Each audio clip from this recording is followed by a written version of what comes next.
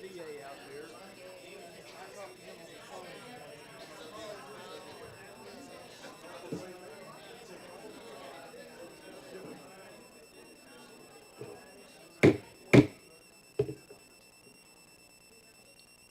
Thank you. That was quick.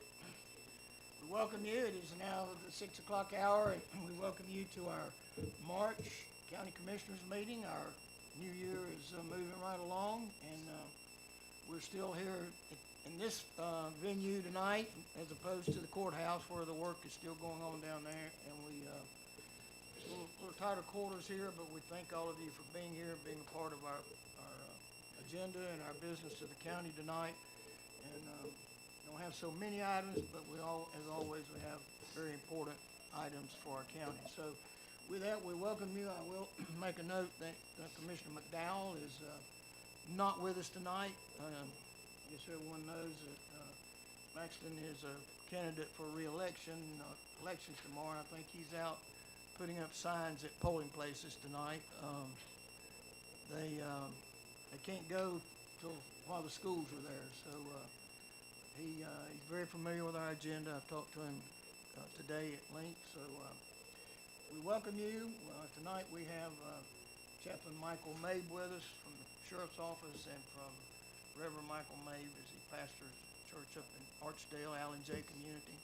So we're glad to have him tonight for our invocation, and then we'll have our Pledge of Allegiance. So please remove your hats and stand.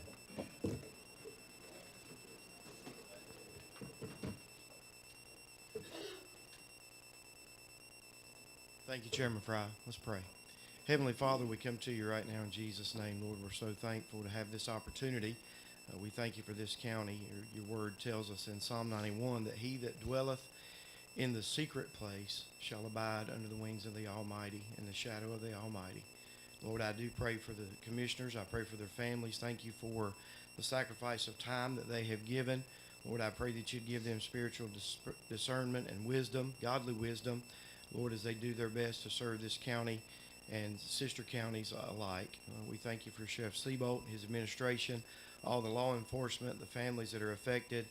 Lord, we pray that you'd keep them safe. Lord, that you would bind up our adversaries. Lord, that they be not able to come against us.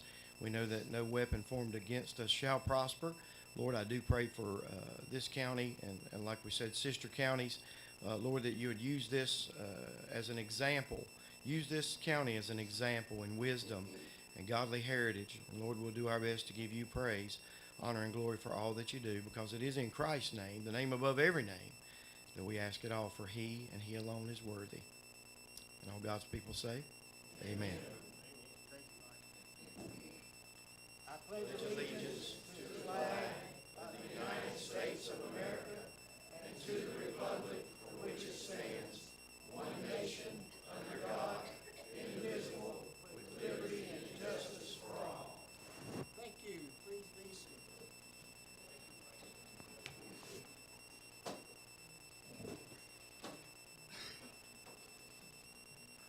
All right.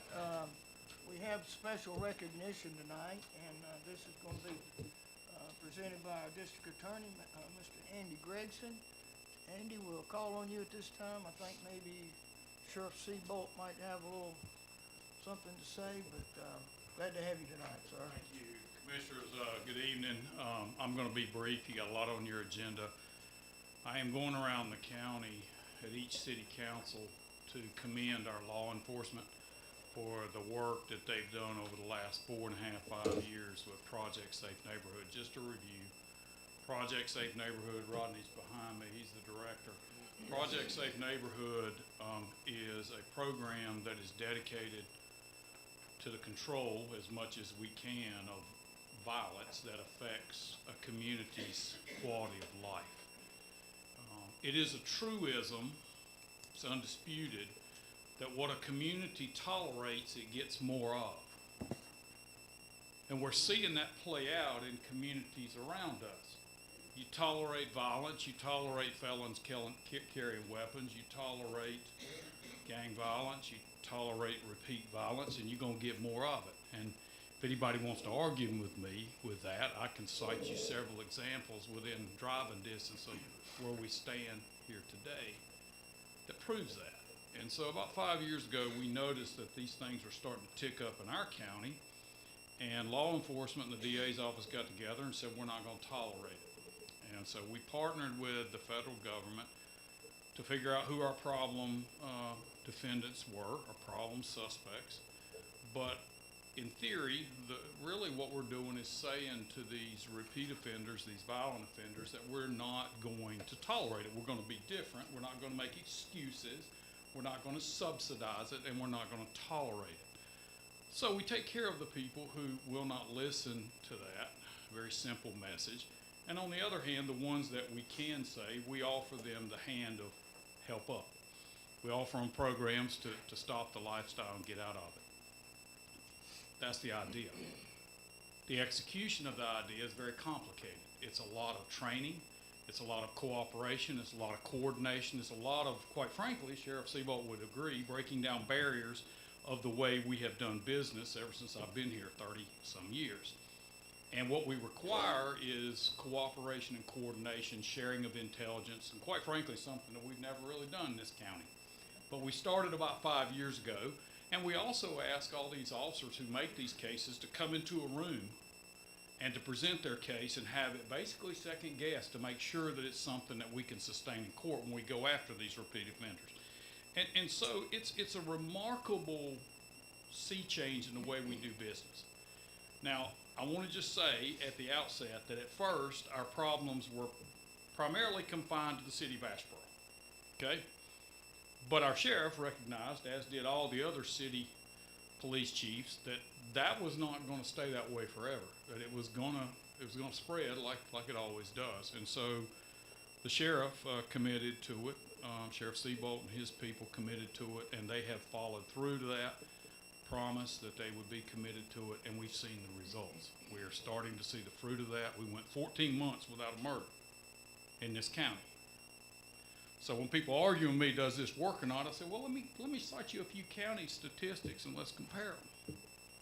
And we'll see whether tolerating it works or doesn't work. And so it works. We've also seen significant diminution in other types of violent crime.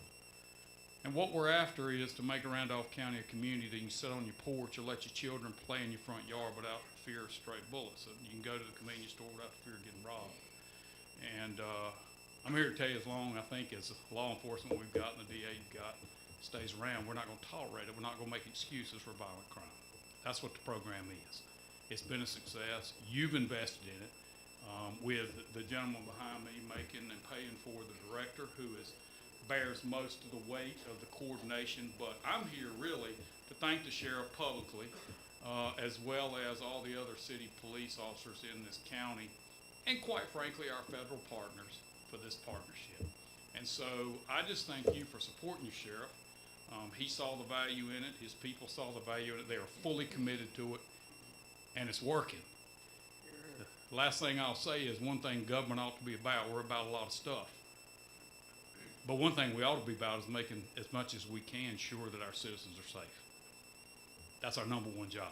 And so your sheriff gets that. He's put resources to it. He's encouraged his people to cooperate with it, quite frankly, at expense. And I'm just here to commend him and to thank him and his agency for all the hard work and the dedicated service. That's all I got to say. Thank you. Thank y'all. Thank you.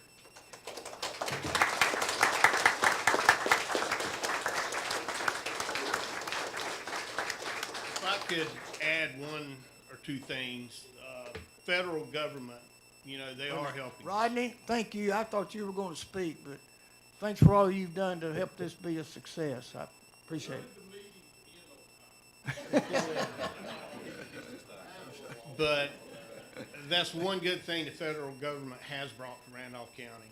And we're going to continue using those tools to try to fight crime, and especially the serious crimes, serious criminal acts. And, when this program started, I think everybody was kind of skeptical.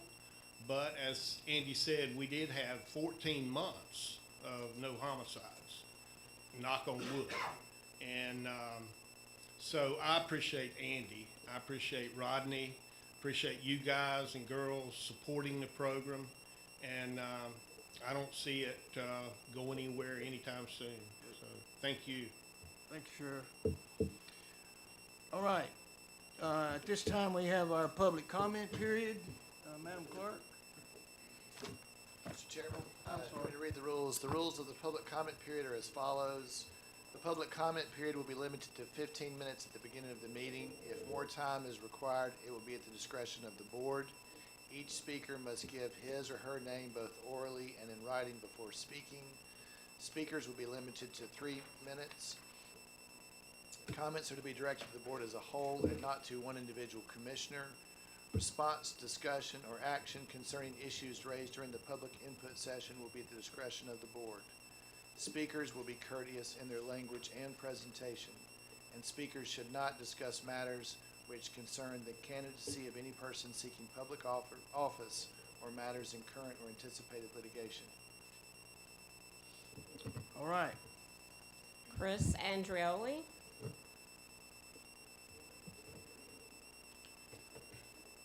Good evening. I'm not a public speaker, so I'm going to try to make this as brief as I can. I want to talk to you tonight about a subject of permitting of mobile homes or manufactured housing in our county. And a little few stats to start off with that.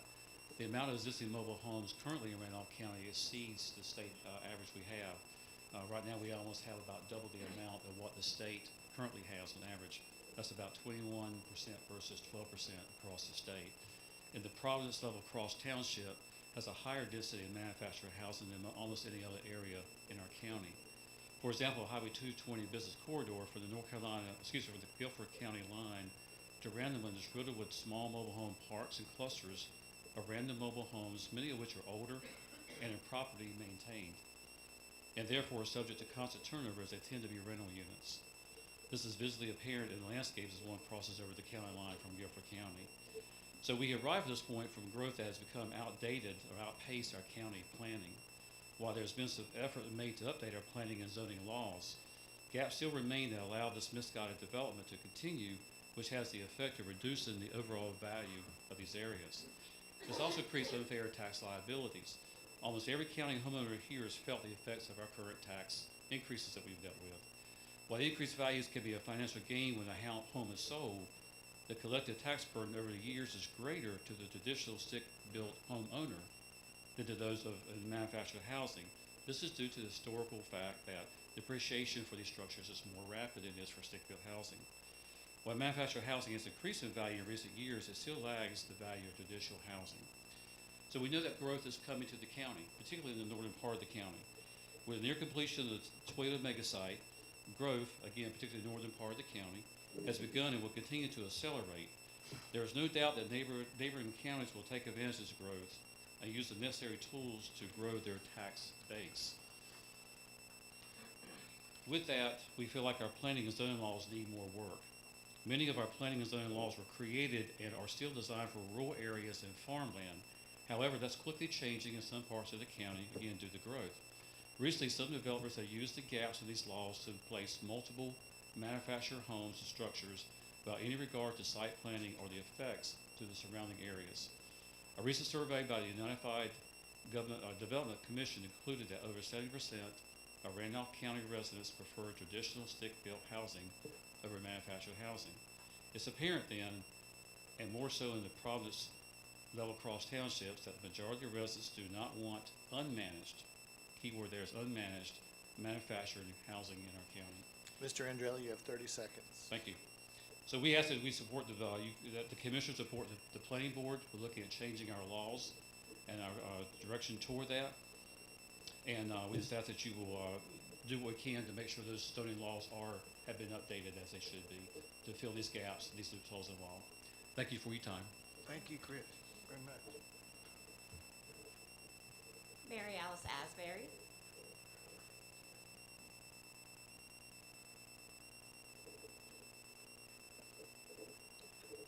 Good evening and thank you. Mary Alice Asbury. My address is on the paper. I just recently moved here to Randolph, North Carolina. I'm an employee of Toyota Battery, and I moved here and had a difficult time finding a home. I wanted a home that was close to Greensboro and also close to the mega site. and Randleman offered a perfect situation. However, I feel that we should follow that growth management plan that he just spoke to. The county is leaving money on the table with tax revenue. Guilford County is offering tax incentives to contractors willing to build affordable homes. So I feel that the commission should consider, the planning and zoning should consider also incentivizing contractors to build new homes. I spoke with my relocation realtor, and he said in January there were 0 new home builds in Randleman and 7 homes for sale total and 1 mobile home. Rogers Farm is the closest new home development that was incentivized, and a lot of my coworkers have moved there as a result. I have friends that work in Pleasant Gardens, and they are wanting a retirement community to be built because a lot of the older single widows would like to have a retirement community to move to and then be able to sell their homes to people moving in. In Randolph County in January, there was only 29 total homes on the market, and 6 of those were manufactured. A lot of the mobile homes that you guys have been, that we've been bringing into the community are being sold at $250,000, yet it's being touted that it's affordable homes. When the average of the houses in this county are $157,000 to $229,000, so that's not really affordable. With Toyota as just one manufacturer coming into this county, they're bringing around 6,000 people. They're going to be using our roads and our infrastructure, and if you continue to have the mobile homes, we don't have the tax base to support the roads and infrastructure, so there's an issue. We just bought our home, and the property value is a concern point. The taxes go up, but the value is going down, so that's not good. So I ask that you reflect on the situation and listen. That's all I have to say. Thank you. Thank you, Ms. Asbury. Rhonda Carreras.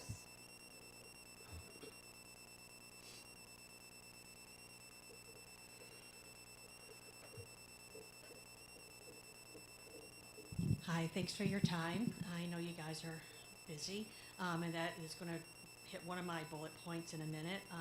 But I also am wanting to address some loopholes in the planning and zoning. I don't know if you realize, but if you call the planning and zoning department, they usually answer the phone as zoning.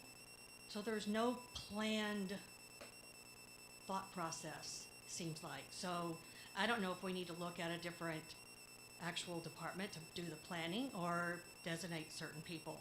I mean, I understand there's a lot of growth, and all they're doing is chasing, correcting zone requests, but this has to change. So maybe another specific planning department, separate from the zoning. But the reason why I'm saying this is because I called one time to ask what a situation could be, and the gentleman told me about a loophole that is allowed. And evidently it's allowed quite often. And I didn't think anything about it at the time, but I did step back and I've been watching, and this has occurred twice in like 6 months. And that is a loophole where the zoning gets approved for a manufactured home, minor subdivision, and then the person has property next door also, and before you know it, if you happen to fly over with a drone, that now looks like a manufactured home park. That is not even regulated. It is just randomly placed double wide manufactured homes that are supposed to be on permanent foundations, which is another thing that has to be addressed. They're not permanent foundations. So I just wish that there are more eyes on the development and the growth of direction of our community. But the planning department's overwhelmed, and I get it. Everybody is. You guys are overwhelmed. if we're supposed to be growing at the rate that this growth management plan is put out, then you guys are probably have to look at, do we need additional commissioners? I mean, there's a lot that you guys have to oversee in the county. And I don't know who does that. I guess that's what I want to find out. Who actually addresses our planning and zoning laws so that there are no loopholes allowed? And who addresses our growth as far as our leadership? I mean, do we need more leadership? I know we have to go in twos. And who addresses that? But that's my thoughts. Thank you. Thank you. Franklin Suggs.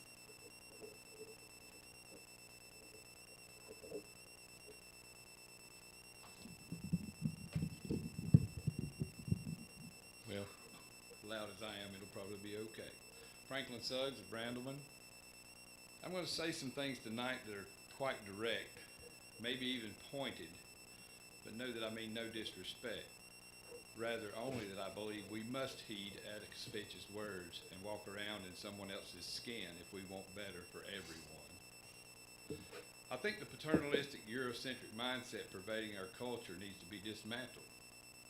For most, if not all, of this country's history, it has been a foregone supposition that the white colonialist point of view was the only correct position when dealing with others. Much of this is ingrained in us, and we do not consciously know why these thoughts are within us. For years, we had concluded that only we knew what others needed. We thought that they were incapable of expressing what they required, and that we were preordained to do it for them. Let us ponder this. Why does this Confederate monument not bother most of us? A great number of us are not descended from Confederate soldiers, yet we want to call this memorial a commemorative of our heritage, a heritage that includes subjugating, torturing, and murdering people whom we saw as mere livestock. Now think about it from the perspective of a person of color. What if you were walking by this statue with your family and your child asks, "What does this memorial celebrate?" You would explain the truth just mentioned, a truth that regarded your people as less than, and therefore deemed acceptable to be abused and dismissed. As white people, it is imperative that we unlearn what we think we know, learn the real truth, and speak it. Besides that, we must relinquish the idea that just by being born white, we know best what others need from us, if anything, and not just throw them crumbs from the table or our worn-out hand-me-downs. Listen to these requests and understand what that really means. Put yourselves in others' shoes and feel the inequities and broken promises. Learn what it feels like to be ignored and dismissed and told just to deal with it. I leave you with this. 1 John 4:20 and 21 states, "If anyone says, 'I love God,' and hates his brother, he is a liar. For he who does not love his brother whom he has seen cannot love God whom he has not seen. And this commandment we have from him, whoever loves God must also love his brother." Thank you. Thank you. Tanya Hayes.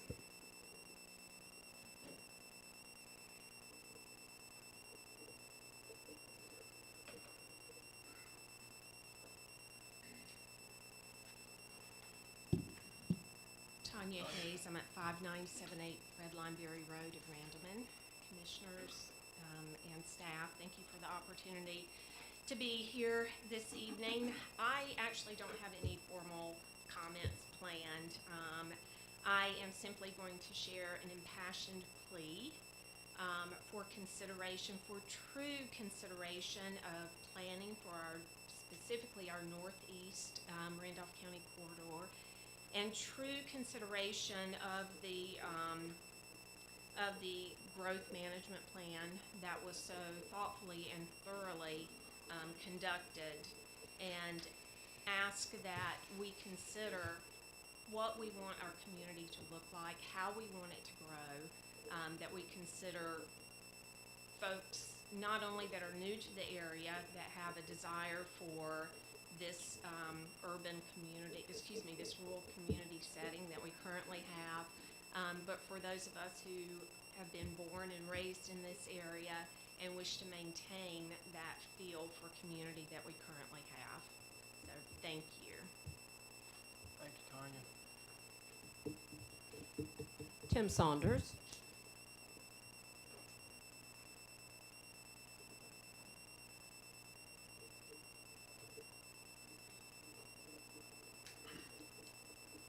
Good evening.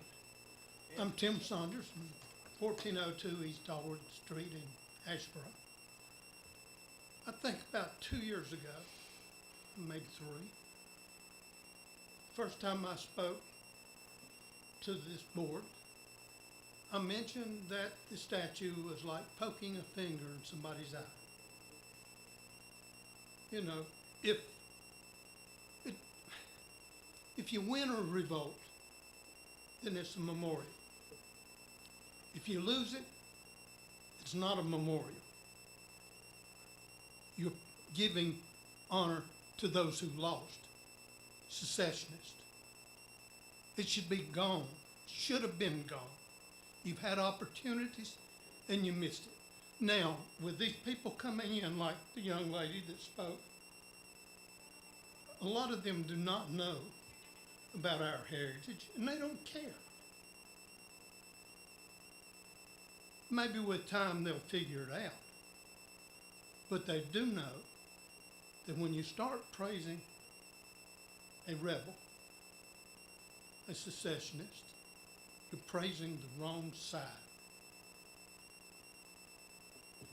Thank you very much. Thank you, Tim. Dwayne Roberts. Good evening. Dwayne Roberts, proud country boy from Randolph, North Carolina. Named after Confederate General Stephen Dodson Ramseur. How blessed am I? You've heard this before from God's holy word. Comes from Proverbs 22, verse 28. Remove not the ancient landmark which thy fathers have set. Thank you so much for voting 5-0 to leave our beautiful memorial exactly where it was put and where it should stay and where it will stay, at least through our lifetime.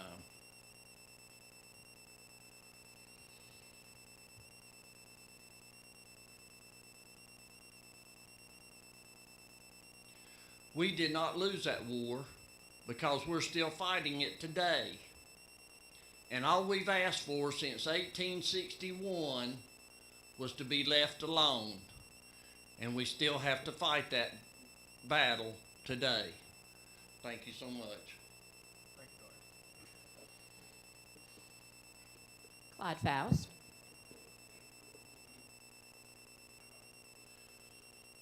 Good evening, neighbors. How are you? Hello, Jim.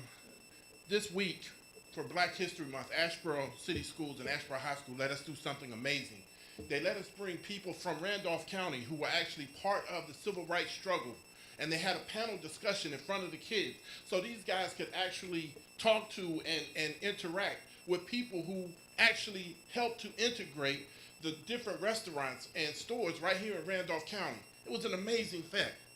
And one of the things that was brought up was that when Ashboro High School was built, the majority of the students going there now wouldn't have been able to attend. They wouldn't have been able to go.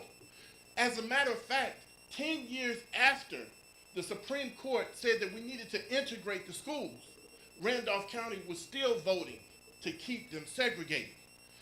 That just shows you that even if we make a wrong decision once, it's never too late to do the right thing.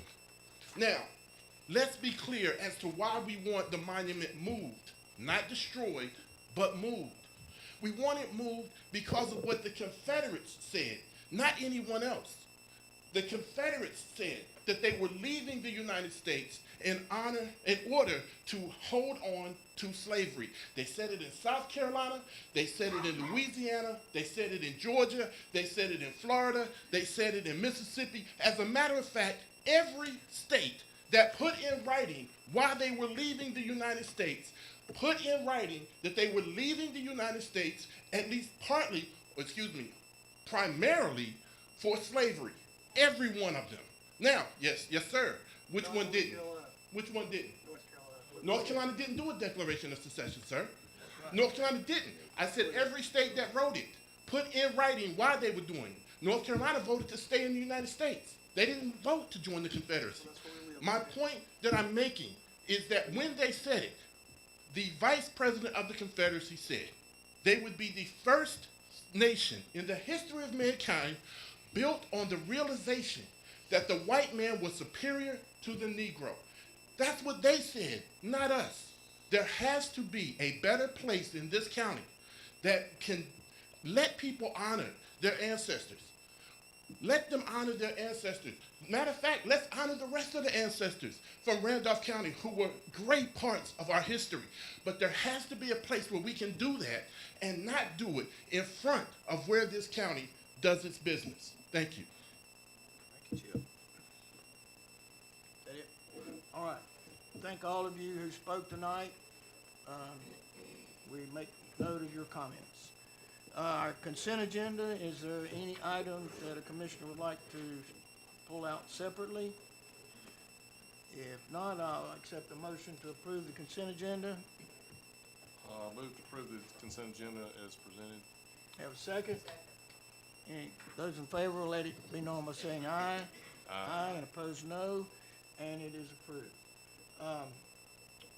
Our first item of business is a request for ram sewer. It's my understanding that Mayor Spivey failed today or hurt his leg somehow and is not able to make it tonight. J.C. Parrish is here, yes. And John Gray's going to present this at this time.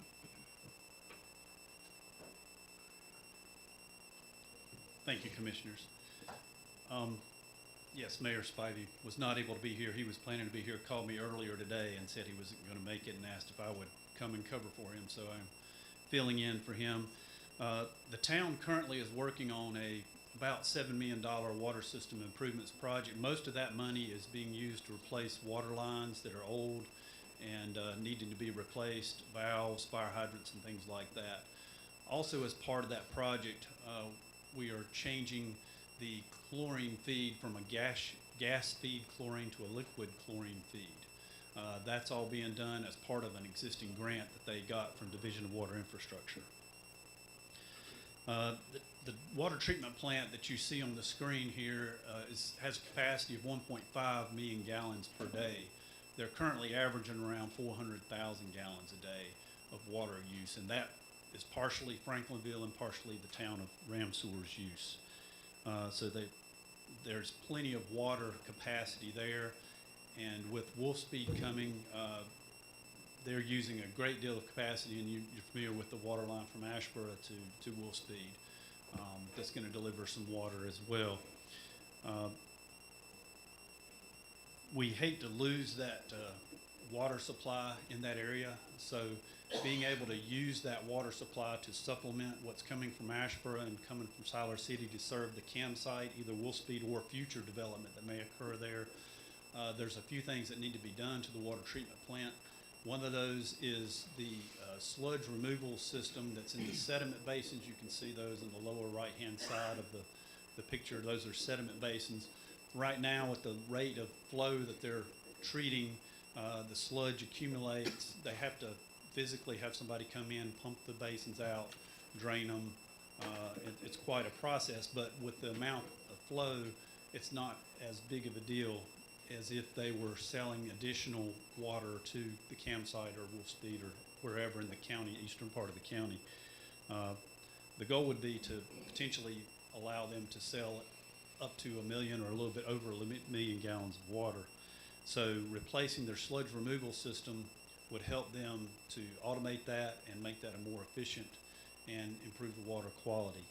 The other component that they want to improve is their disinfection system. As I mentioned, the existing grant is switching from gas feed chlorine to a liquid feed. What their request to the commissioners is to help them pay for switching adding an ammonia feed system. And what that does is that creates what's called chloramines as a disinfection system. And that allows chlorine to stay in the water longer, which reduces flushing, needs for flushing and things like that. So the water quality again would be improved. And it also would allow the water to blend with the seed of Ashboro, which uses chloramines. Piedmont Triad water is chloramines based, and Siler City water is chloramine based. So their water would then be able to blend with the other systems that are going to be hooked to this main line that's going to feed from Ashboro to the Wolfspeed site. So all of those together, the request is for $2.25 million to help them complete that. And a budget can be provided or other information. And we're just here to make this presentation and answer any questions you might have about that. I do want to point out one thing is that Wolfspeed came about after the funding application was put together for Ram Sewer. And the funding application, again, was mainly focused on the water system, distribution system improvements.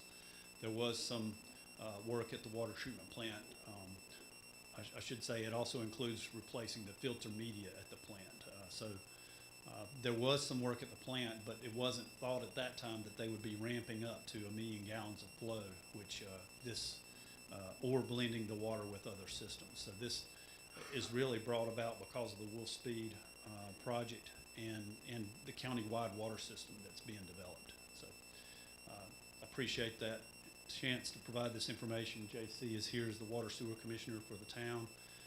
If y'all have any questions, I'll be happy to answer them or just appreciate your consideration. The grant is specifically for the change in the process, the chloramines. The current grant is Who's that grant from? so the current grant is from Division of Water Infrastructure, and it was primarily for the distribution system. There was a certain amount that was set up actually for, I don't complicate it a little bit, but they've agreed that they can use part of that money to switch the chlorine feed from gas feed to liquid feed, and that's because of the cost and difficulty of finding gas chlorine right now. That's an advantage, but also by going to the liquid feed, you can install the liquid ammonia feed, and that can make the chloramines. But yeah, the primary purpose, the majority of the money of the grant is for the distribution system. How much is the grant? I don't remember the exact number, but it's around $7 million, a little less than that. Will that take care of most of that? That takes care of the distribution system. There are other lines in the system that probably need to be looked at and put in a future capital improvements plan for the town, but that takes care of the majority of the lines that were pointed out by the town as needing to be replaced, and valves and things, fire hydrants and things like that in the system. Well, I think that's important because there are plans for the county to run its water through that same as part of our Eastern Randolph growth plan. Right. So I think it is important that we can commingle this water at every process from Ashboro to Siler City, because most of that's in Randolph County. Yes, sir. And it can help That's why feed. we're running a line from the water from around on the lake down here. So Right, and that water would be commingling with Ashboro's, which then would be commingling with Siler City, so it makes sense that Ram Sewers would be able to blend, especially since they do have that available capacity for the area. Well, is it the increase in the capacity that adds to the volume of the sludge? Yeah, the more water you're producing, the more sludge will be produced in the process. So having that automated sludge removal system will help them in the operation of the plant. John, when I look at the proposed budget there, Yes, sir. both projects are identical. I'm a little skeptical when I see that. Is that realistic, or? Yeah, I have a budget that I've put together, and I may not have gotten it to y'all in time to get in the agenda, but there is a broken down budget. It is the same. The sludge removal system, some of that is considering the volatility in the market right now. That is a price. He had gotten a price, I think, of $750,000. I bumped that up. And then the ammonia feed system, again, it may be a little high, but then there's also work with the state in getting the operation up and running. And so I've factored some of that into that cost. It turns out that it's about the same, the way it comes out. I'll ask the obvious question. Sludge, is this something that and we are not, well, I guess we are now, we're in the water business, we're in the water authority. But typically, we've not been familiar with is sludge typically a problem for municipalities? Do they generally have these type systems? Yeah, all treatment systems. Is there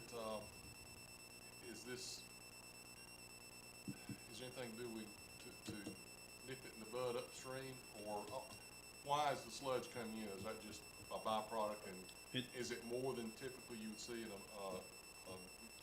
say Asheboro or Siler City or some other municipal system? No, it's, I'm getting more into the process design, which I'm not a process engineer, but basically the way the water is, this is a surface water treatment plant. You're getting water, and so that water has leaves and other things that get into it, and you want those out of the water before it gets into the distribution system. That's what the sludge is. It comes in, and those solids settle out. It's mingled with chemicals that create, they get them to bond to each other, and it makes them heavier, and they settle out. That's what creates the sludge. But so actually, the more sludge you can remove, the better your water quality. Right. But I guess, is there any proactive things that can be done within the watershed to tailor a little bit better solution where you don't have, I know we have stream buffers and those kinds of things.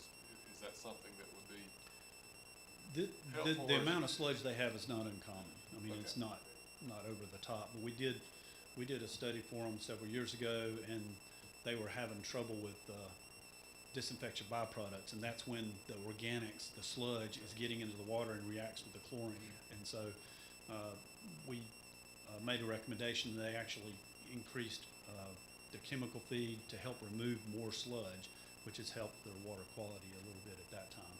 And we've done a couple other projects with the town to help improve the water quality as well. So they've been making efforts to try to make it better, and we think this will improve it even more.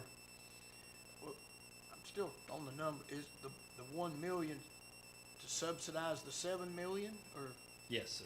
is that, so it's an it's an $8 million project?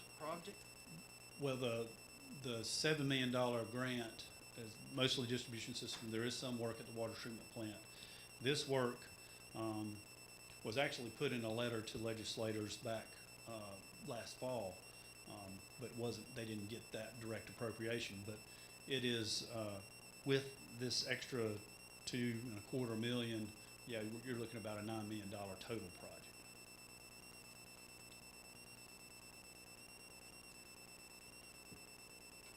Which they have about 7 from the grant.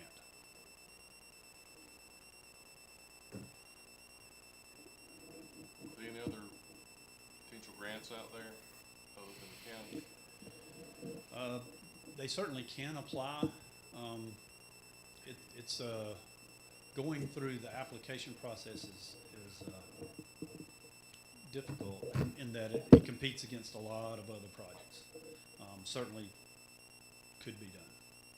But there's no guarantee. There's no guarantee they get it. And the challenge with this one is more the speed. If this water is going to be used to sell to Wolf Speed, it needs to be in place by the end of 2025. So this project really needs to move forward along with the other project that we've got going on.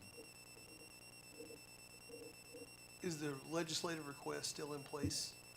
Is that still on the It was table? made in the fall at the same time that the county put forth their request, and the town did not get it. But the county got it. Did they get a response at all?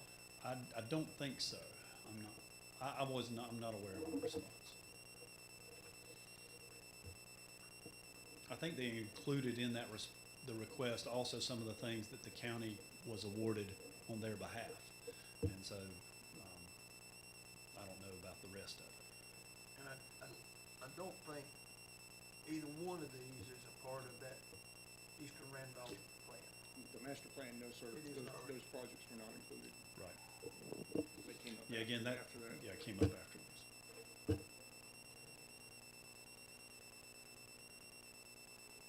And I'd be happy to answer other questions later if you need to.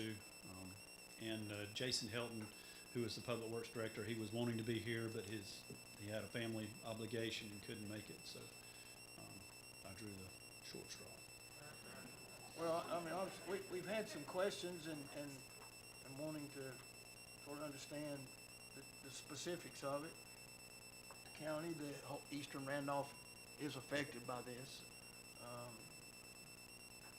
And I think some question about where do we go from here?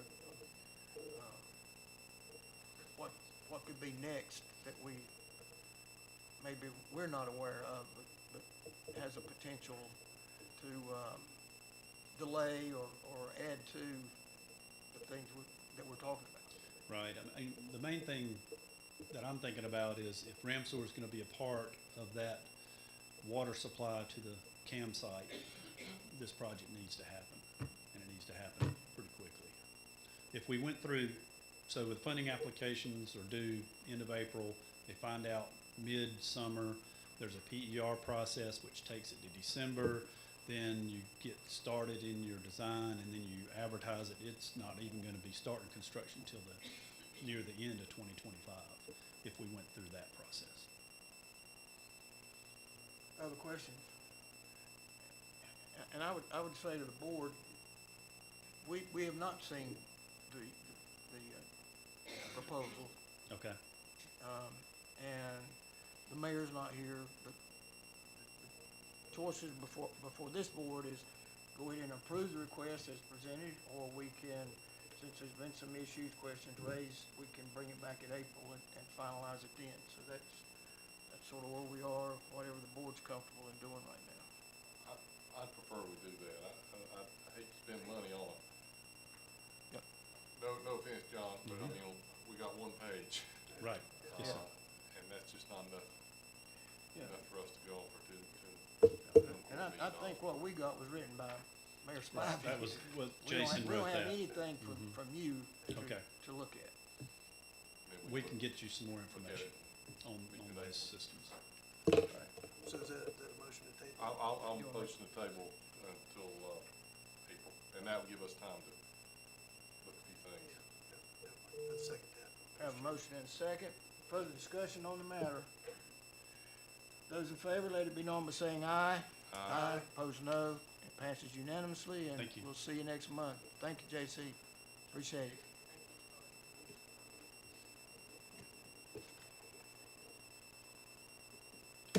Okay, our next agenda item is a presentation and a request for funding for land purchase from Randolph Community College, and Dr. Shaw, you're up.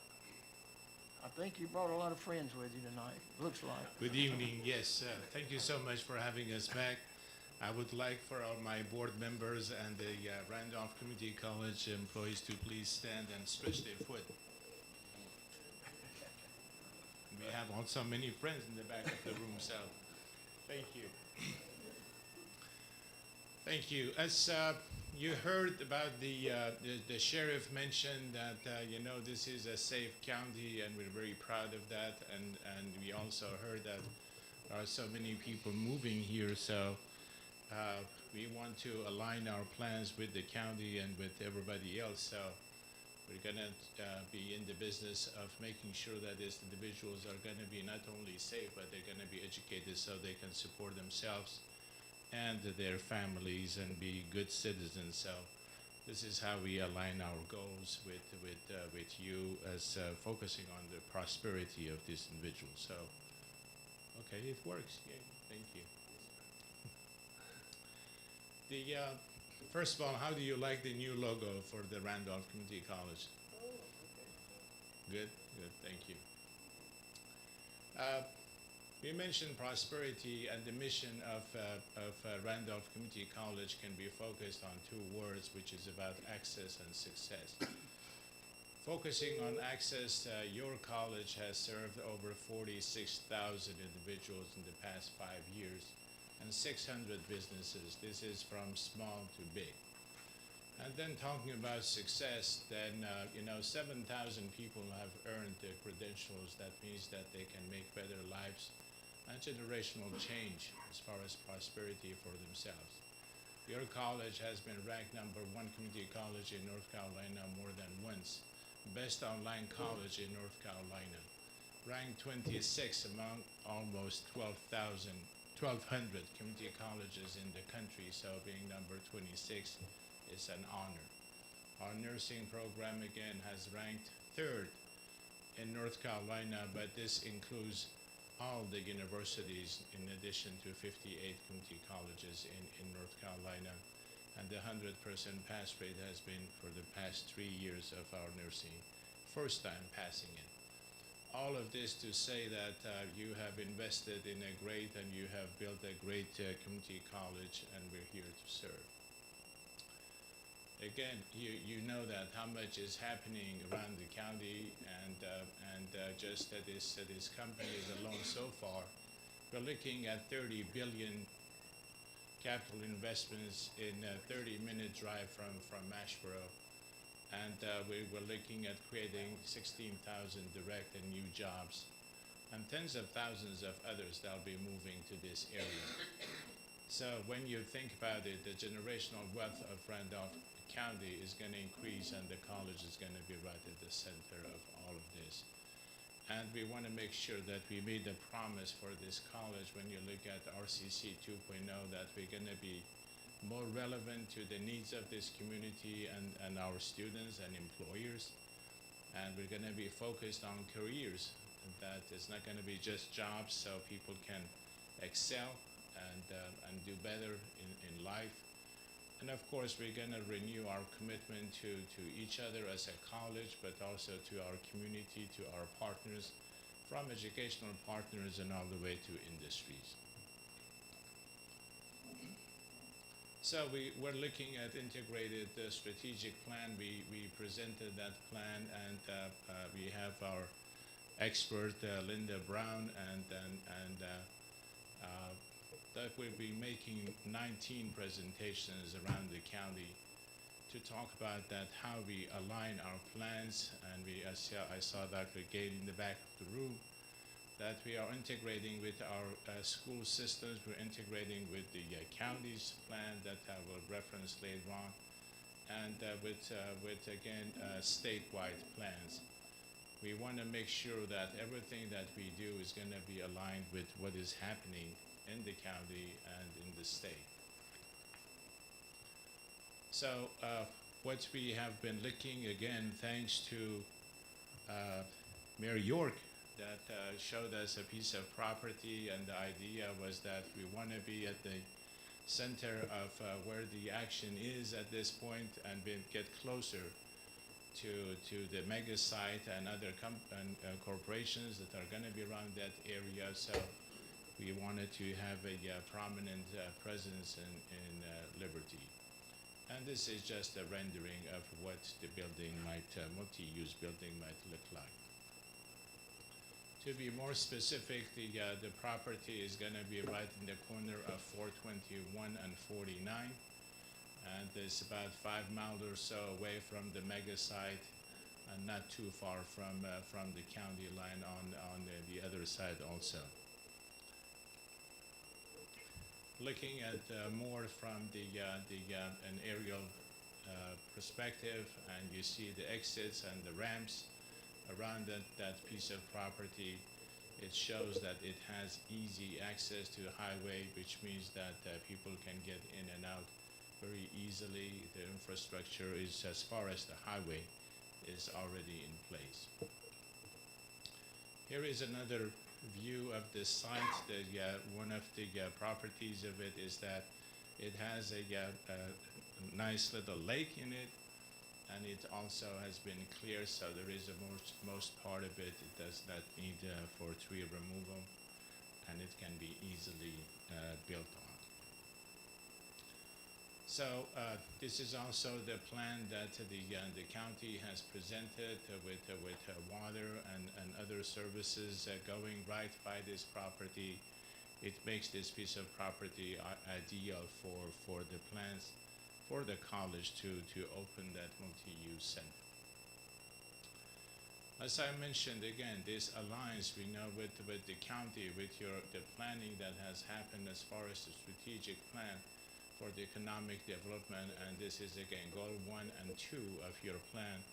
It talks about directly what this piece of property will accomplish, how this aligns with the plan for the Randolph Community College, and then the policy area number 3 when you mentioned about the commercial office and institutional development. This is exactly what's very much in line with the plans for the county and the economic prosperity of this area. So our request is $1.489 million. This is after we negotiated hard. The property has been appraised and it has been inspected. We have done all due diligence on the property by engineers and experts, and this is what our request is at this point. That concludes my presentation. Any questions of Dr. Shaw? Let me say that we are going to have a public hearing. This is an announced public hearing, properly posted relative to this request before we can approve purchase of the property. And I'm going to ask our interim manager, CFO, to sort of tell us a little bit of the history of Article 46 sales tax and kind of where we are today with those funds. Yes, sir. Thank you, Mr. Chairman. For several years, we accumulated the Article 46, and the college was able to do several projects. Started off with the continuing education and industrial center, and they got that project done. They moved on to the cosmetology center. Then it was the renovation of the photography area, and then finally the allied health center. And the money has built up. Article 46 has built up to where they have the money available for some further projects. And the first of those projects, they're identifying tonight for the purchase of property up there in the Liberty. And we have funds accumulated set aside specifically for the community college from that. Yes, sir. There's a budget amendment that will go along with it for your consideration after the public hearing. There's about $5 million that's available right now that has not been committed to any projects for them. I think everything that has been committed before has actually been spent, has been budgeted and spent. Yes, sir. I really want to say, just sort of as an aside, and I know Dr. Gainey's here. Dr. Woody had sent me a message. He might be a little late. I don't know if he's here, but last Friday, this board, our friends from Liberty, we were invited to the Toyota Training Center in Greensboro. Yes, sir. And this is not being trained to do a job. It's somebody's got to train to just apply for that job. Yes, sir. That was mind-boggling.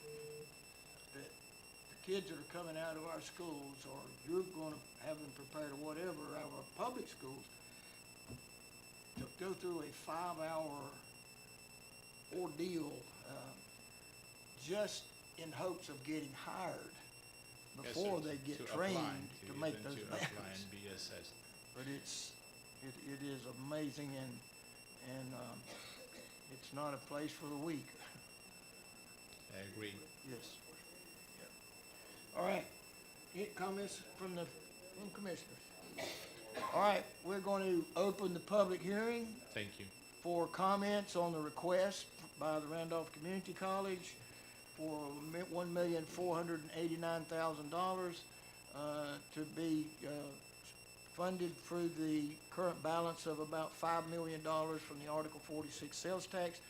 The Article 46 sales tax was put in place 15 years ago now. And it's one-fourth of 1 cent. 1/4 of 1 cent. And it's been dedicated to the community college pretty much. We've used it for debt retirement, and we have continued to fund every year. That's what's helped accumulate the balance that we have now, some of those funds. So with that, I will open the public hearing. Is there anyone here who wishes to speak in favor of this request?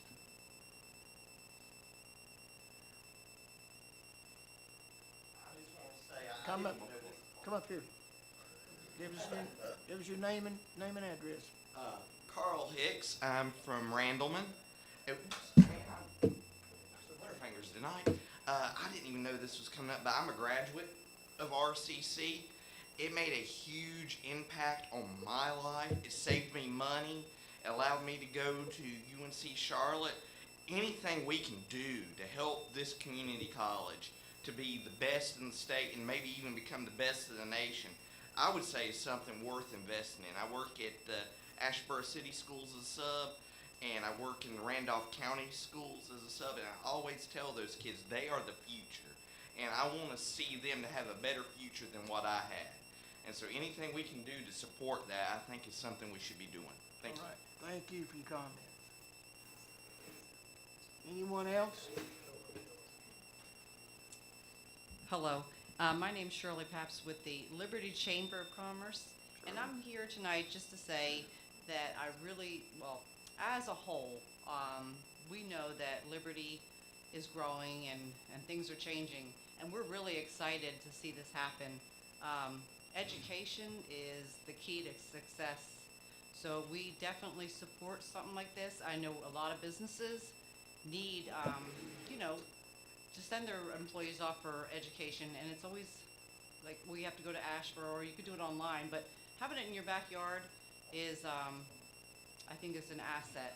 So I just want to say that we do support the college coming to Liberty, and thank you for your consideration.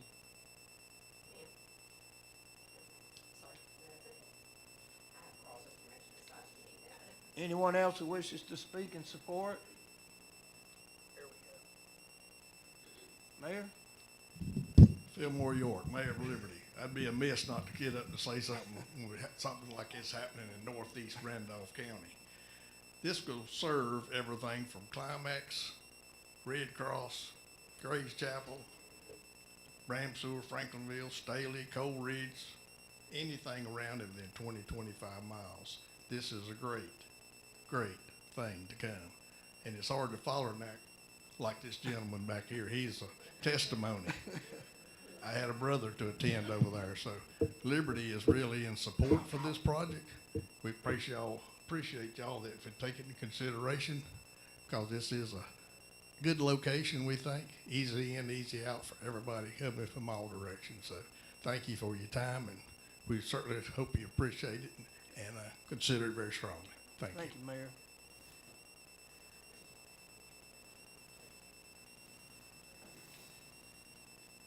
Billy?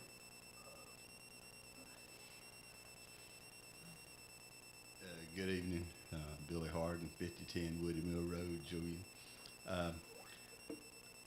We're all talking about what's here and now, what's coming. But, you know, Liberty has been working with RCC for a long time. They had meetings out at the elementary school till the school run them off. They had meetings at the fire station till they were busy. We recently, or currently, they're having classes at the Baptist church.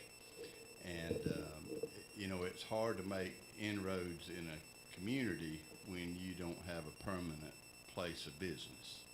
So the first thing I'd like to say is there is some history with Liberty and RCC, as small as it is in this big picture, but there's some demand for the services over there. And then just like Shirley said, you know, y'all don't think much about it when you live in Asheboro, that it's a 5-minute drive over here, but everything Liberty does, when we need a building permit, that's 30 to 40 minutes. When we need anything else, we got to drive somewhere to get it. So we would appreciate, everybody over there would appreciate having something that we didn't have to drive to Asheboro to get. I don't live in Asheboro. But you know what I'm saying. So thank you for your consideration. We appreciate everything y'all do for Liberty, and I appreciate it. Thank you. Billy.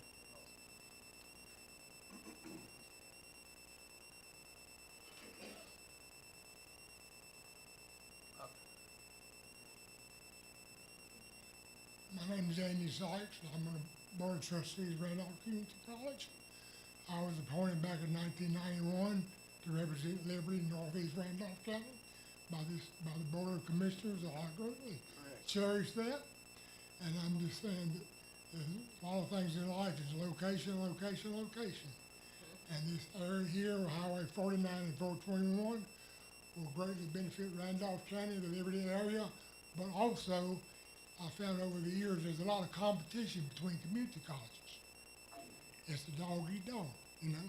So where that is, we're going to be kind of in the middle between Alamance Community College, Central Carolina Community College, and Sanford and Siler City, of course Randolph Community College, and that urban school up there in Jamestown called GTCC. So it has been a goal of mine, excuse me, it's been an ambition and goal of mine since I've been on the board to make this possible. Thank you. Thank you, Dr. Sykes. Thanks for your service for all these years. It's been a trooper.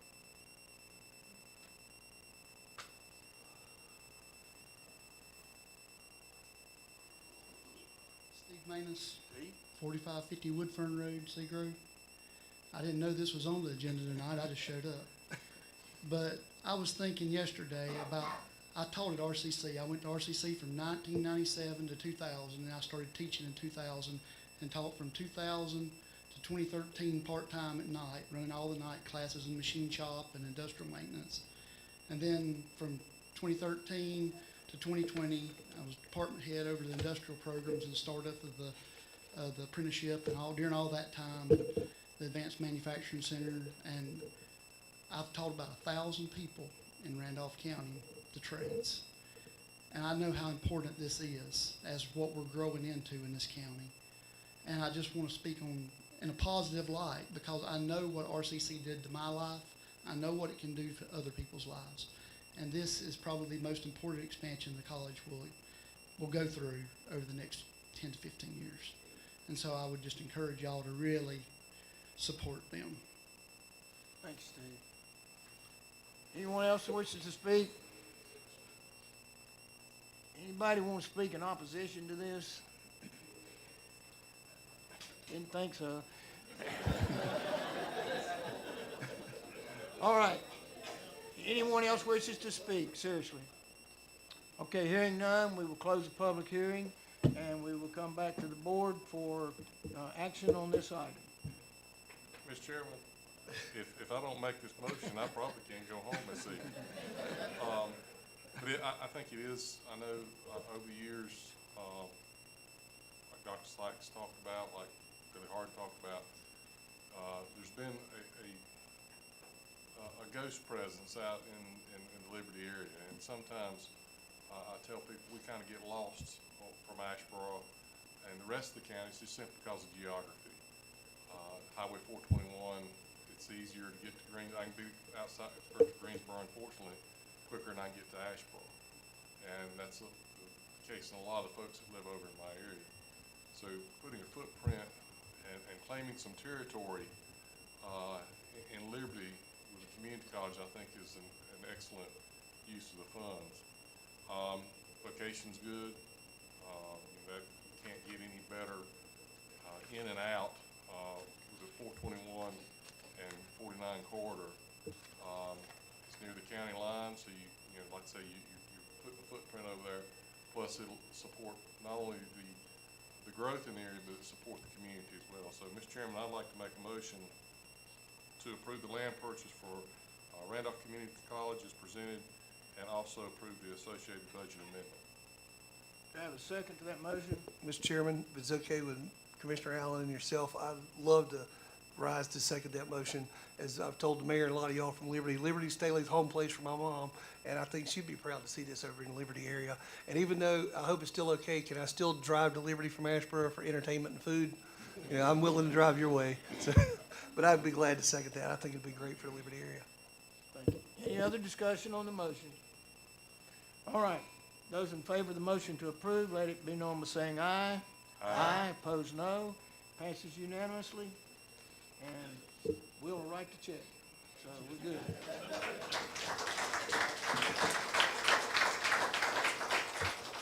Thank y'all very much. We'll take about a 2-minute break if folks want to leave right now. I know several of you are here. We'll pause for just a moment, and we're going to get started right back.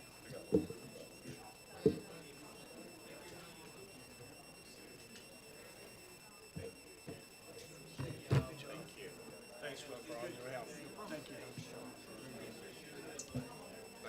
We got a call from Brother H. Good job. Thank you, Darrell. Listen to me up that long.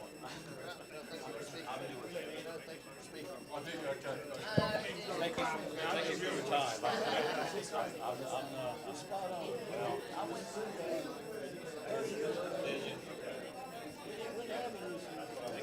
So you still plan to come in April to ask for some projects? If I'll visit you, but I hope you're probably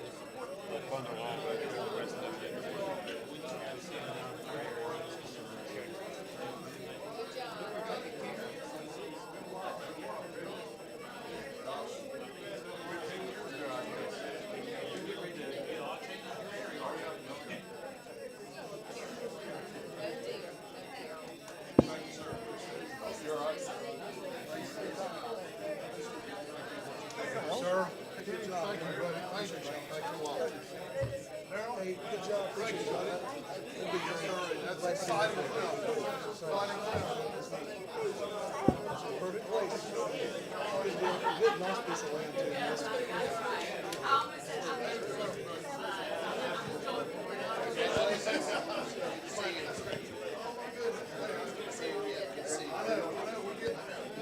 Hey, thank you. Appreciate it. Thanks, brother.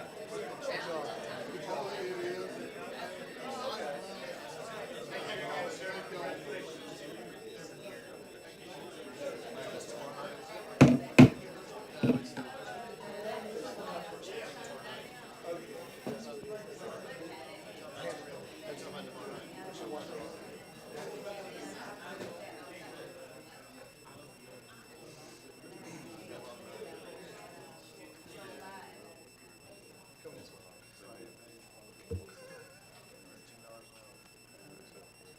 I think I see Mayor Hurley from Franklinville back there, and Mayor Dorsett from Archdale. I don't got the crowd stand a little bit. I can see a little more. But all right, our next item is our child fatality prevention community child protection team annual report.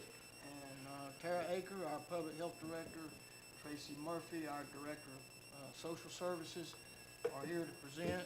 And some of this is sad. It is that for sure.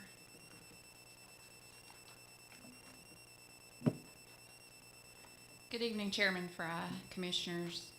In accordance with North Carolina General Statute 7B-1406, I'm here this evening to share the Child Fatality Prevention Team annual report for calendar year 2022 child fatalities for Randolph County. The Randolph County Child Fatality Team consists of representatives of both public and non-public agencies in the community that provide services to children and their families and other individuals who represent the community. If you look at the last page of your report, you'll see a list of the team members from last year. The team meets at least quarterly to review child deaths that occurred during the previous calendar year to identify potential gaps or systems problems that may have contributed to the delay or lack of services that might have prevented the death. If the team identifies any gaps, efforts are made to improve and or to add services that will prevent problems for families in the future. In 2023 calendar year, the Child Fatality Prevention Team met 5 times. During those 5 meetings, we reviewed a total of 25 deaths. I do want to note that 2 of those deaths were from calendar year 2021. We got those deaths late. They probably went to another county, and then they made their way to us, and then we reviewed them last calendar year.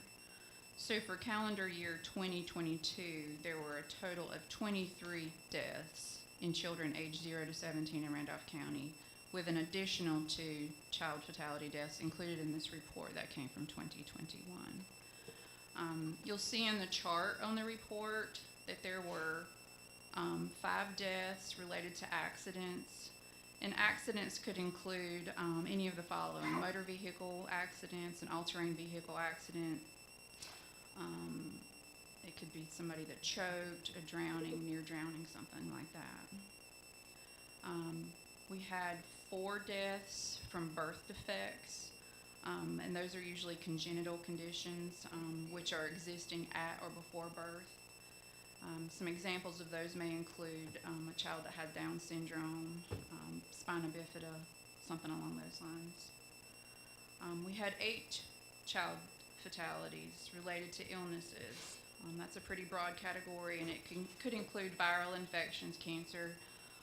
Some examples of fatalities that we had a child die from pneumonia. We had several children die from various cancers. We had 4 deaths related to perinatal conditions.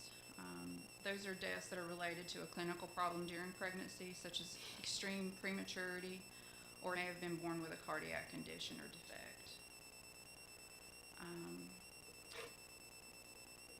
Other deaths, those are deaths that the Office of the Chief Medical Officer, the Office of the Chief Medical Examiner has defined as ill-defined and have unspecified causes, and they could include unsafe sleep deaths, and we had 4 of those. And then you can see the additional items on the chart. We had 0 deaths for suicide, 0 deaths related to homicide, and we had 0 SIDS deaths. Just as a reminder, the purpose of the child fatality team, I've already covered it a little bit, is to review the deaths of Randolph County children birth up to 17 years of age. When the team comes together, we have ahead of time the child's information, and then when the team comes together, the team members bring any relevant information they may have on that child that may have darkened the doors of their establishment, and we review all of that related information just to make sure somebody didn't miss something. Not every child has information background. Not every child we don't have background information for every child, but we do look at all those deaths to try to make sure that if there's anything possible that can be done to prevent child deaths, that we can take appropriate action to prevent that from happening. May I ask a question right in here? Yes. Sorry. One of the things the State Child Fatality Task Force is looking at is deaths from fentanyl in unsafe sleep environments, because the powder is so potent for young children that for people that use drugs and they're in their bedrooms, they're in their beds, and they have the papers, whatever laying around, that for a young child, just that residue that can be there can be deadly. So do we have any way of knowing? Is that anything we've thought about? Do we, is that a possibility in Randolph County? Not so far? We would see something like that. EMS is part of and we have a local medical examiner on our team. Some of the information that we do get from EMS reports, I know, for example,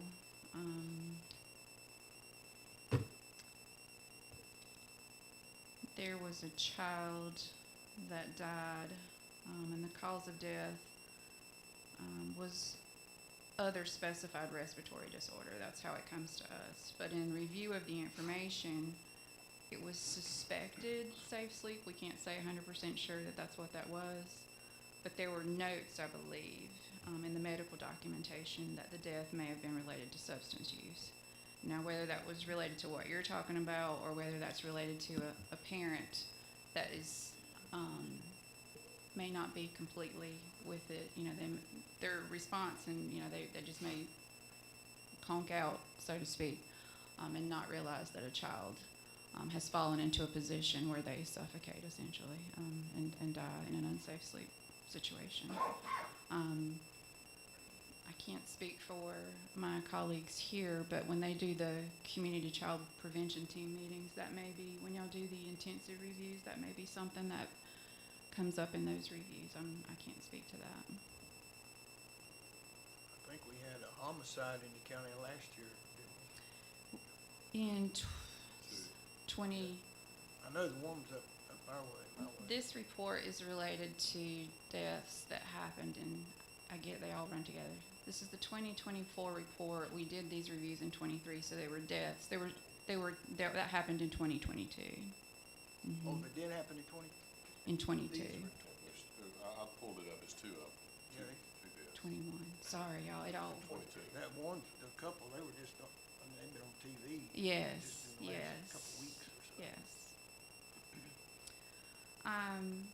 I won't read these to you all, but as you can see on the second page, just that we didn't identify any gaps. Members of my team, we get together because when the team meets, we're reviewing. Like when we met in February, we reviewed the fatalities from first quarter of last calendar year.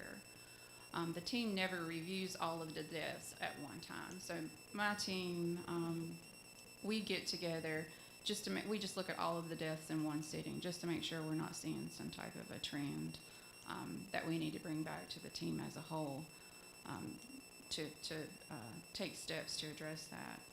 But you can see some of the activities that the team participated in during 2023.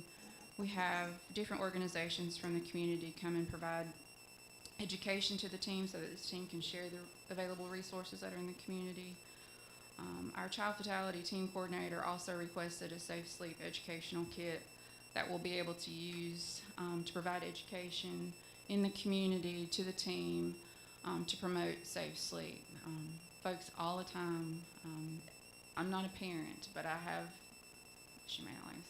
have a sister that has 10 children. And I can probably say most, if not all of those babies have slept in bed because she was exhausted, and that was the only way she could get them to sleep. So people do it all the time. It's not best practice, and unfortunately children probably are dying from that. So we hope to put that safe sleep educational kit to good use once we get it. And then we continue to assist the Partnership for Children with the purchase of books. They put together little packages for new moms. And we purchase the little books that go in those packets that address and talk about and encourage safe sleep practices. That's all that I have for the child fatality prevention team report. Do y'all have any additional questions? Any questions of Tara? Just did notice from last year that, what was it, the SIDS, homicide, and suicide were zero and had previous year, but had more cases this year than last. Yes. But most of them were accidental or Illness. and that kind of thing. So, I mean, None are good, but yeah. you can, some of those illnesses that you just can't really deal with. So. Yes. Thank you. Tracy?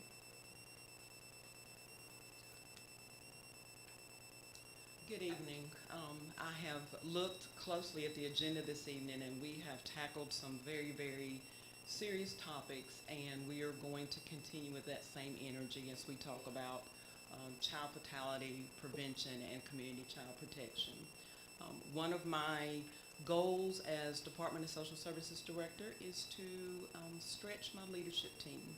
And Ms. Janetta Butler, who is the Assistant Director of Child Welfare, is here to give our report for Department of Social Services this evening. Good evening. Her stretching, yeah. So thank you for the opportunity to come and speak to you tonight about our community child protection team annual report. I think you guys have it all there and have had an opportunity to look at it. So we just want to talk to you about a couple of things there and highlight a few things. One of the things, and I think Tara spoke about the cases reviewed. We reviewed 11 cases this year, and those are current cases, not fatalities, but current cases that are open with our agency that we bring to the team to make sure, again, that there are not gaps, systematic concerns or gaps that we could identify and work towards making sure we have the best outcomes for families. And if you look at the chart, while there was 11 reviewed, there were some concerns. There were areas of concerns. Now, those numbers don't add up to 11 because some of those cases have more than one area of concern. And the big area of concern, as you might see with that tallied up to 6, was injurious environment. And that can mean a lot of things, like domestic violence. You know, there are situations where there's DV in the home, and we have small children in the home that either may be subject to, kind of caught in the crossfires of, and so those cases fall under injurious environment. We also have cases that have substance abuse as part of the primary area of concern, where children are residing in homes where that is the primary. And also safe sleep falls under that. Co-sleeping is one of the things that came out of some of the cases that we reviewed. And initially, when you're thinking of co-sleeping, there are some other things that go along with that, and we've reviewed cases where co-sleeping combined with substance abuse, I know you were asking about that, do contribute to what ultimately results in the death of a child. So we looked at those cases, and we as a team try to think of ways that we can combat those. And so we worked collaboratively with our community partners throughout the year, beginning in January all the way to December of 2023. And some of the things that we did, actually Public Health came to our agency and provided a safe sleep training. It's the second annual one that they come to our agency, and we bring our social work staff together, and they come in and talk about ways to get information out to places where there are young moms, where there are kids that we know we can make an impact and get that information to. So we're very excited about the fact that they could come in and help grow our staff in that way. We also worked with the Randolph County Sheriff's Office and Asheboro Police Department. They do monthly trainings for their staff, and we were able to get on their agenda every month and go down and talk with them, not just about some of the areas of concern, because we share a lot of cases, together, but we were able to talk about safe sleep and things that they can do and information that we could get in their hands that they could get into the hands of the folks in our community. So we were able to do that. We also partnered with the school systems and making sure, where else to find moms and dads but at schools.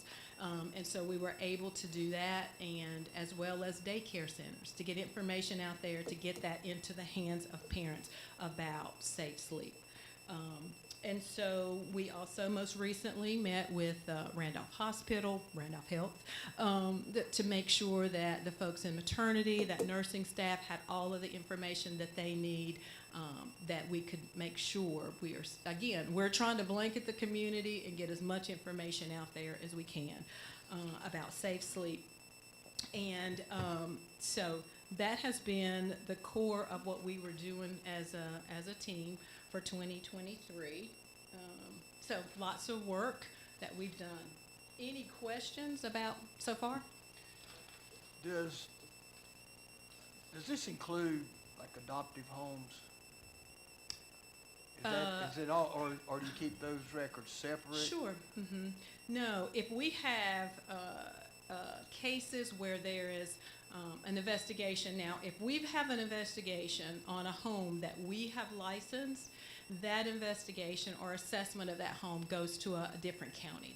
That's a conflict case. And so while we don't review those cases in this setting, if need be, those cases could be reviewed in the county that's doing the investigation. Other questions? Are you done? I'm done. You got more questions? So, at the very bottom of the report there, at the very bottom of the report there, it talks about one of the questions in, the report, were there any intensive death reviews during this reporting period? And then the State Division of Service converted an intensive fatality review during this reporting period. Can you for what you can say. Can you kind of expound on that a little bit? Right. So if we have a fatality, there are certain criteria that looks at cases that may be involving the Department of Social Services where there have been fatalities. And there's a list of those. And so if any of those criteria are present, we have what's called an intensive review where the state comes in and we partner with them to review that case. Part of the team becomes part of that review team. Folks from, and I think Tara had it in her report, folks from public health, law enforcement partners would come in together with the state and we take a look at that case to try to see, again, what things are gaps that or things we could have done in a way that would impact preventing deaths. And so, yes, we were able to do that. We had one review in October of 2023. And again, that was a case around co-sleeping and the presence of substance abuse. So those are... But that's a 2022 case, right? Actually, that review happened in 2023, but the case, the death was in 22, that's right. So, other questions? Questions? Thank y'all so much. I know you see lots of things that people don't think go on in this county. Yeah. Thank you. Thank you for being there.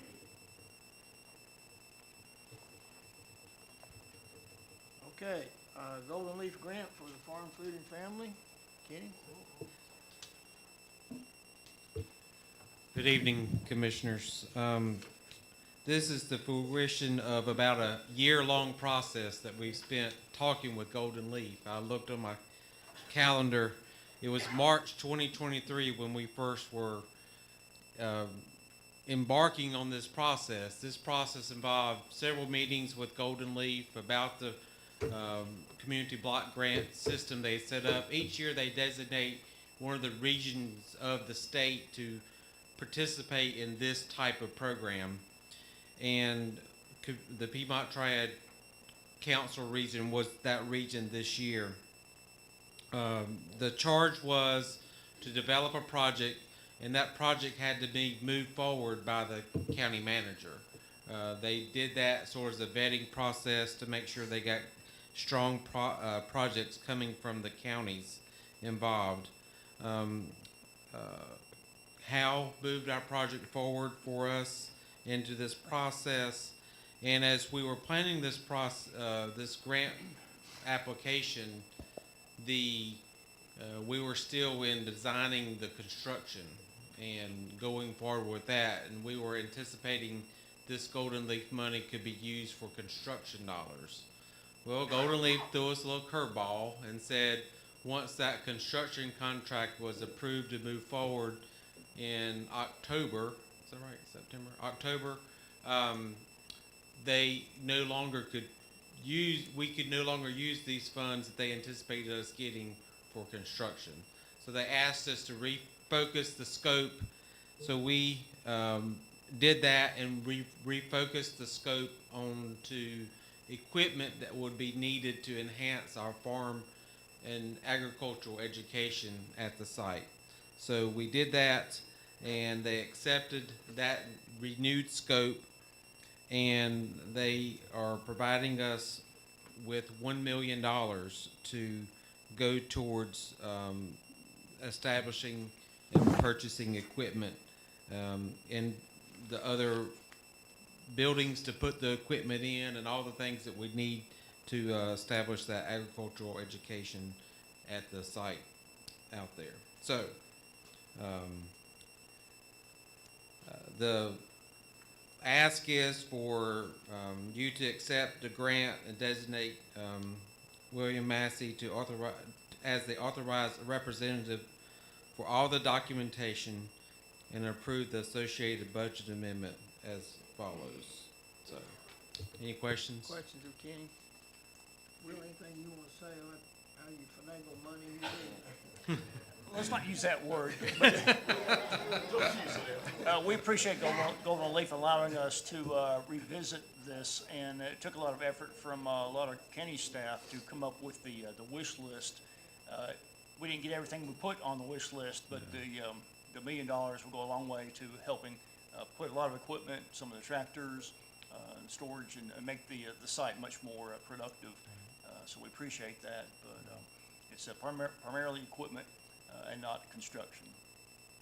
So it does supplement what we have previously got for the construction of that facility. Is there any time frame on the use of the grant? We have to document, report on 5 years after we get it, but we have like 2 years to spend the money. So we have, Equipment? yeah, we've sort of went through our list of what we put forward and said, well, we could get this now, but really it'd be better if we had a place to put this a little bit later. So we're working through that process now to figure out the timing and what we can get now and versus we can wait a little bit to get. So Guess it all comes in a lump sum? It'll be on a reimbursement basis. Reimbursement? Yep, during the 2 years. All right, questions? So we need to say we want it. absolutely, I hope you do. All right, so do I have a motion?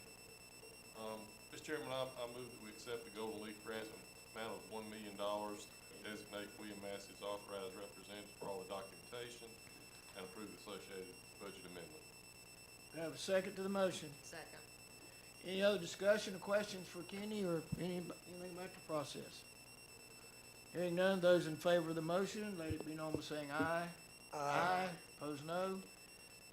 Passes unanimously. Thank you. Thank you, Kenny. Thank you, Kenny, and your staff for Yeah, having to do all the legwork for it.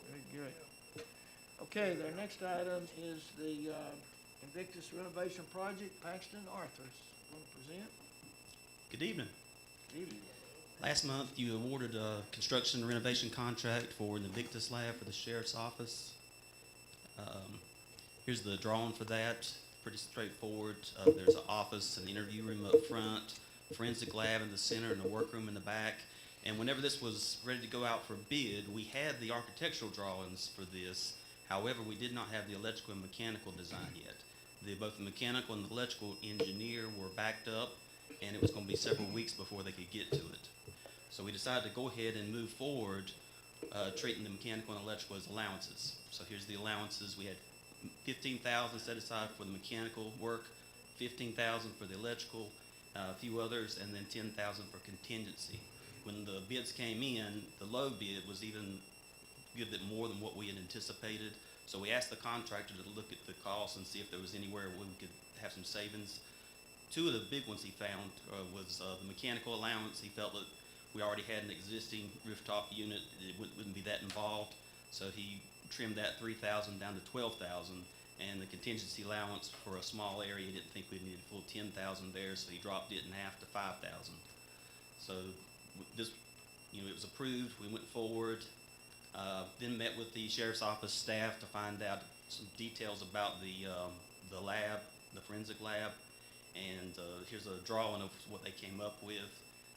Then met with the mechanical engineer, shared this with him, also took him by the existing office to sort of let him see this equipment. And the computers that go in this room are like high-powered computers. They're pretty large. They're more than twice as large as your typical desktop computer. There's also a rack and quite a few monitors in there, and all this stuff puts out heat. So the mechanical engineer, whenever he calculated all these loads, at first he actually came back with saying that we needed 2 additional mini splits in this room, sort of like we have on the walls here. He was almost setting it up like a mini data room with redundancy. And I got with Andrea because he had like 5 or 6 people in this room, and she said that they're not going to be there. There's only like 2 people typically in this room. So that brought some things down. I got with R.J. Williamson and found out, what all equipment was going in the rack, because the mechanical engineer didn't know all this stuff, so he was having to just guesstimate some of this to come up. So I was able to get back with the mechanical engineer, sort of tell him that some of this stuff was really over than what we needed, and he was able to trim it down and find a unit, one single unit. It's still a mini split, sort of like we have in here. Instead of it being a wall mounted, it's called a cassette unit. It's ceiling mounted. It goes in the drop ceiling. It's got better airflow. It's quieter than typical units. And it'll be sized to do the room. It'll size to keep all the cooling out. We then took this to the mechanical contractor. He gave us a quote of $32,980.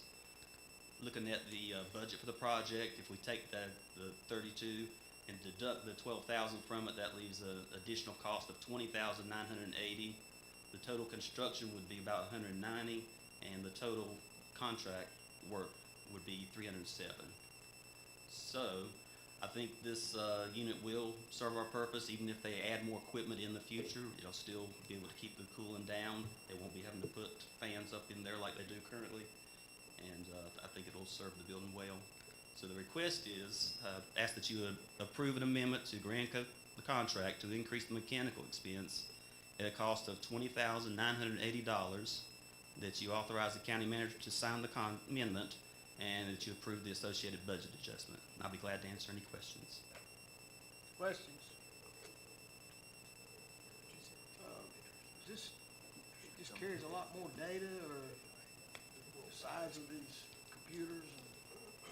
Yeah, they're high-powered computers.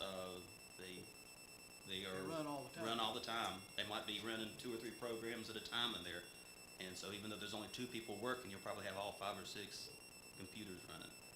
And also you've got the data rack, which we wanted to put in the room with them, so they wouldn't have to run to the back of the room every time they needed to adjust something. And it also puts out some heat. Commissioner Allen and I discussed this too, go ahead and do this the right way, have it done. Don't have to worry about it breaking in the future or not being adequate. Anything you want to say, Sheriff? On Invictus, or? Well, I know that's a hefty price for climate control. It's similar to the room over at 911, where you get downstairs, they've got to keep it at a constant temperature. And this equipment is somewhat fragile when it comes to heat, temperamental. And, the equipment is very expensive. And, your remarks about doing it right, I totally agree that sometimes we have to spend a bit more money in order to have the equipment last for a long period of time. I appreciate it. I think the Invictus project will pay for it. Justice didn't achieve what Andrea said earlier, and we're seeing the price tag that is a lot higher than I thought it would be to renovate that portion of that building. Sheriff, will somebody be assigned to the Invictus program from these surrounding counties? Will they come here to? Yes, sir. They will send 2 people here daily. And we'll have we've got 5 stations now, I think, set aside. They'll be occupying those spaces. We're getting their work, the load from the other counties coming here to Randolph County. And we'll be providing, a service that will look throughout the Piedmont Triad. Traffic? Even across the state line, we'll be working cases. But we've already worked some without even occupying that building. And it's going good, going really well. We had one over in Alamance County and one in Gaston County. Also one in Davidson County we're working on. All right. Thank you. Questions, commissioners? I was just gonna ask Will put on his finance hat and explain where the dollars have accumulated. It's a project. We've got the capital project that we set up years ago, and as you recall, we've had a number of different phases to the renovation. And when we transferred money over, it sat and earned interest. So there's some earnings that we haven't budgeted to spend yet, and so it's available to do this amendment to the project.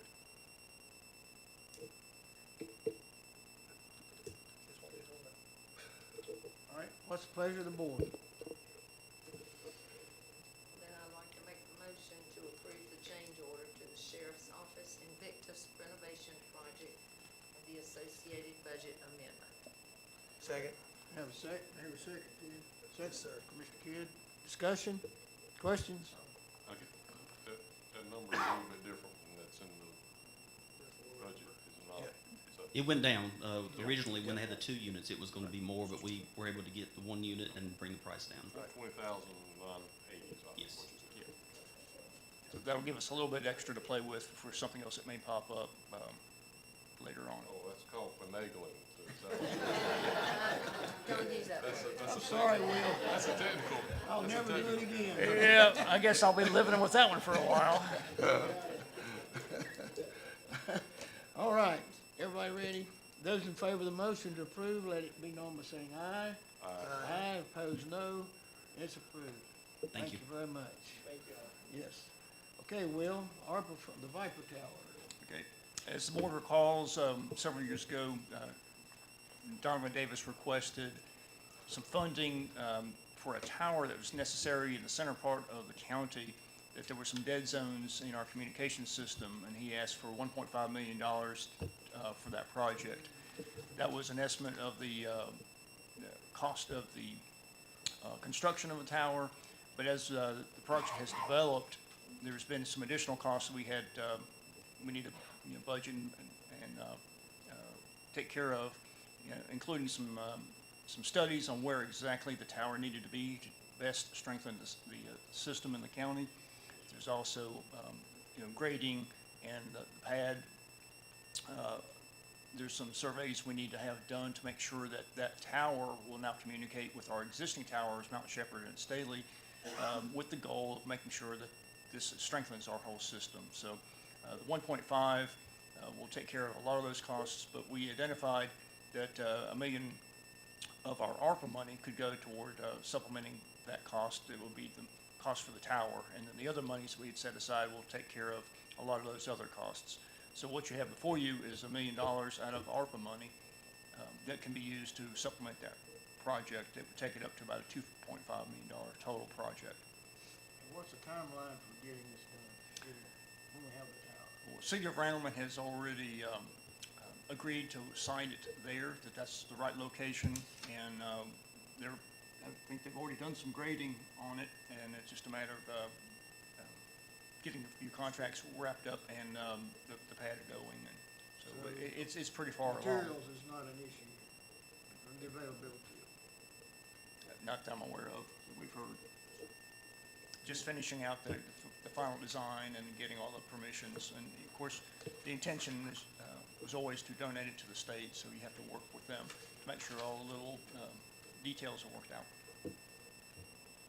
Questions? All right, what's the pleasure of the board? And then I'd like to make a motion to approve the use of ARPA funds for the Viper Tower in the amount of $1 million and the associated budget amendment. Second. Have a motion and a second. Further questions, discussion? Those in favor, let it be known by saying aye. Aye. Opposed, no. And it's approved. And that concludes our posted agenda tonight. And county manager's update, Will? You got a matter to discuss with the board? Just a couple of items. I'll be out of the office on Wednesday afternoon, Thursday, and Friday. I'll be attending a finance officers conference to get some continuing education credits. Just to remind the board, we have on March the 13th our retreat, and that we'll have a little lunch ahead of time, but the main retreat will start at 1 o'clock.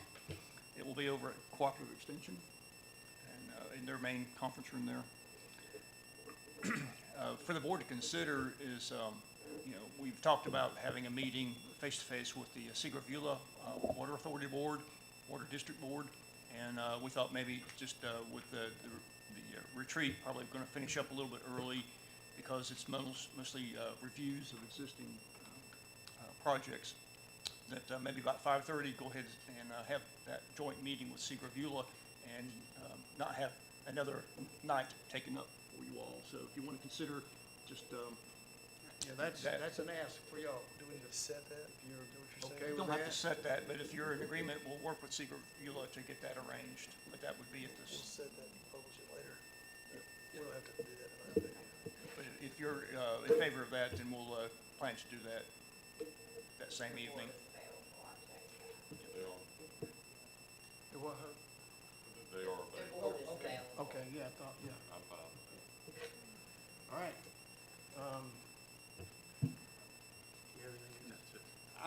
Y'all got one of these in the mail. They sent out this, sort of review of, regional council funding of fast food funds. And in particular, I don't know if you looked at this, but there's, $142,757 for single-family rehabilitation, 5 units in 22-23, and almost $442,000 to weatherize 26 homes in Randolph County. That's about $585,000 of home repairs and weatherization for Randolph County. So I know that was one of your questions when we went over there that day. But and there's some other data in there that y'all got those reports. That's all I have. You got any other commissioners have anything to report tonight? I just want to point out that one of our county schools is celebrating its 100th anniversary, and that's pretty significant, I think. That's over in Grace Chapel, March the 23rd. So if you have time or know people in that community, encourage them to come and help celebrate. That's, like I said, that's quite significant, and I think they have quite the celebration planned. So begins around 3 o'clock, I think. I think that's right. Floating, and then, so, comment speeches, that kind of thing, around 6 or 6:30. Barbecue dinner, if you want to buy a ticket, $12 each. So, there you go. Anything else, commissioners? Tomorrow's election day, so if you haven't already voted, be sure to go tomorrow and exercise your freedom and right to vote for your candidates. Thank everyone, those of you that are watching us on Facebook or YouTube, thank you for participating tonight. We are going to, just quickly, if you want to stay in place, this won't take but a second. We need a motion to adjourn our March Randolph County Commissioners meeting. So moved. Have a second. Second. Motion to adjourn really doesn't require. We are adjourned. Call to order the Eastern Randolph County Water and Sewer District. Is there any business, Mr. Manager? No, sir, there's no business. No business. They have a motion to adjourn. So moved. We are adjourned. Thank all of you for being here tonight, your participation. Please be safe. Dana? Daryl?